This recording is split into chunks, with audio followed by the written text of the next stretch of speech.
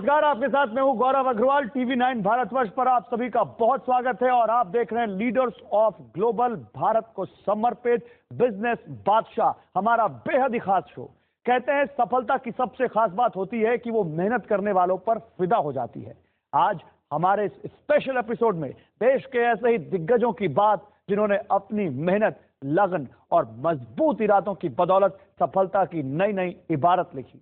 Show की शुरुआत उस शख्सियत के साथ जिन्होंने बिल्कुल नई सोच के साथ फर्टिलाइजर के फील्ड में कदम रखा और आज उनकी कंपनी दुनिया के 80 देशों के साथ सालाना करीब 1800 करोड़ का बिजनेस कर रही है।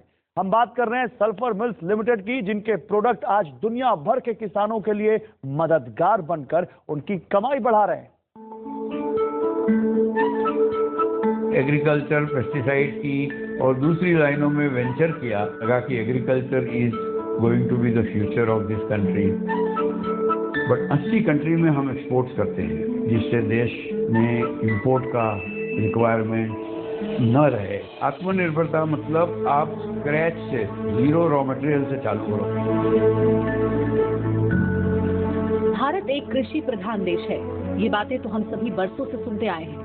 मगर कृषि में भारत का भविष्य है, इस सोच के साथ एक शख्स पिछले 50 साल से इसे मुनाफे का सौदा बनाने में लगे हुए हैं।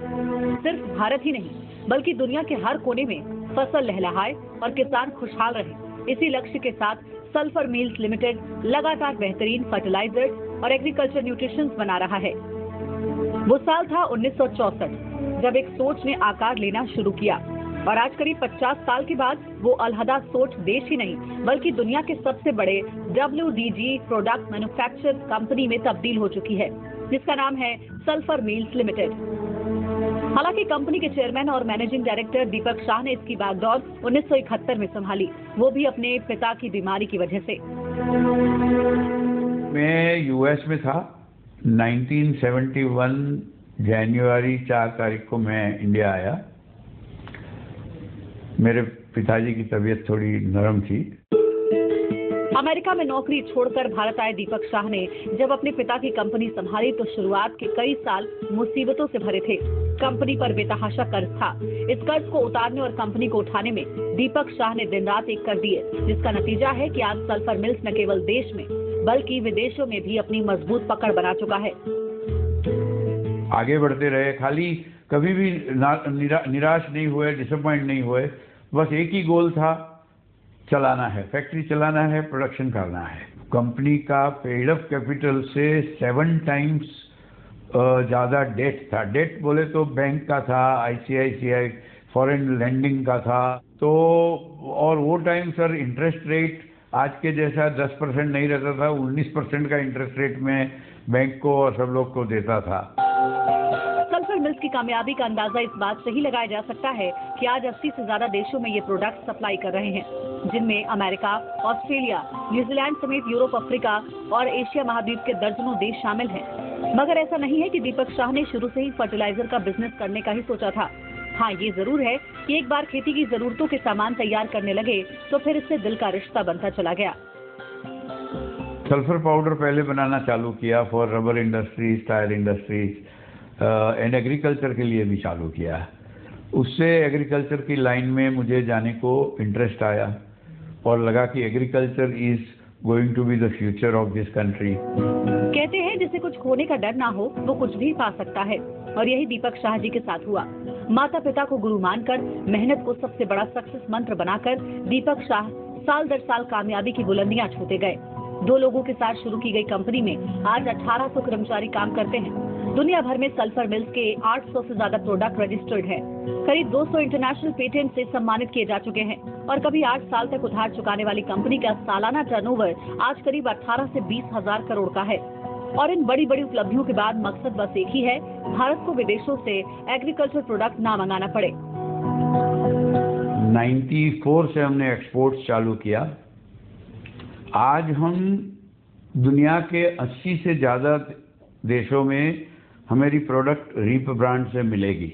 आगे और भी प्लान है कि भाई और नई नई चीज़ें बनाएं, अच्छी अच्छी चीज़ें बनाएं, जिससे देश में इंपोर्ट का रिक्वायरमेंट्स न रहे। आज भी कंट्री ऑलमोस्ट $3 बिलियन का एक्सपोर्ट कर रहा है कंट्री, और इंडिया में डोमेस्टिक मतलब जो डोमेस्टिक इंडियन मार्केट है वो भी अबाउट 2.7 बिलियन डॉलर, मतलब अराउंड 18-20,000 करोड़ का मार्केट है।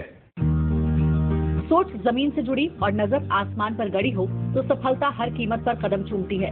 ये बात दीपक शाह ने साबित करके दिखाया है और आज 80 साल से ज्यादा की उम्र में भी उनका जोश और जज्बा कम नहीं आंका जा सकता। तभी तो नित नए प्रयोग से भी दीपक शाह नहीं घबराते। पहली बार सल्फर को सॉइल फर्टिलाइजर के तौर पर इस्तेमाल करने का आइडिया इजाद करने वाली कंपनी अब जिंक को जमीन के लिए उपयोगी बनाने में जुटी है।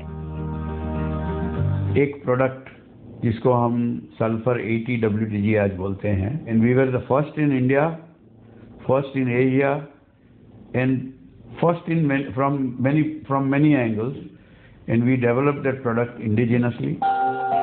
सबसे खास बात यह है कि सल्फर मिल्स के एग्रीकल्चर प्रोडक्ट पूरी तरह इको फ्रेंडली और इस्तेमाल में सुरक्षित है। तभी तो सल्फर मिल्स के एग्रीकल्चर प्रोडक्ट आज दुनिया के बड़े हिस्से में किसानों की पहली पसंद है, या यूं कहें कि किसानों के लिए भरोसे का प्रतीक बन चुके हैं।